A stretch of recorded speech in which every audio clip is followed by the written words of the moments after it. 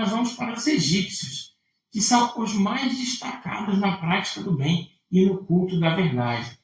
Os egípcios eram os que tinham o menor débito de todos, o menor débito espiritual de todos os que vieram para cá. Eles eram mais elevados moralmente e eles eram muito avançados na ciência, que estava bem à frente do seu tempo.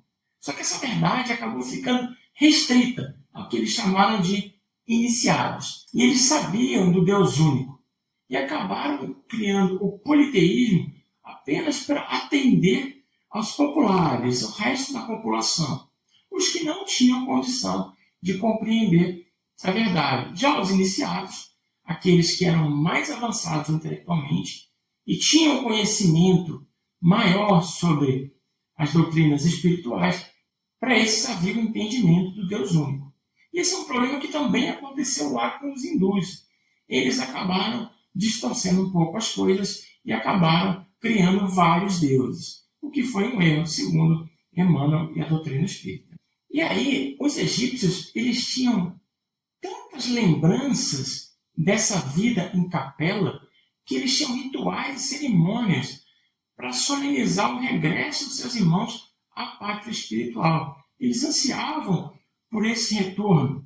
E assim aconteceu.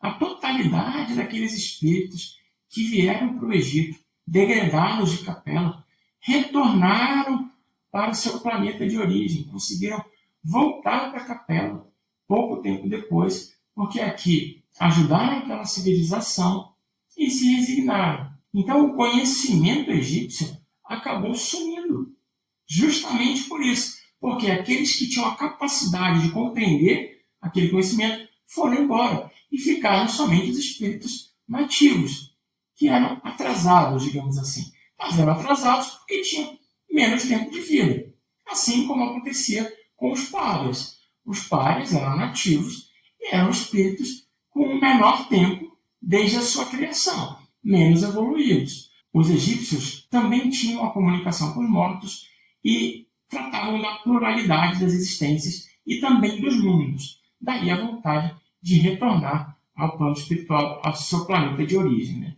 E havia toda uma preparação no momento da morte, pós-morte, para que o espírito do faraó fosse levado a outro mundo. Né? Daí o tamanho da crença deles.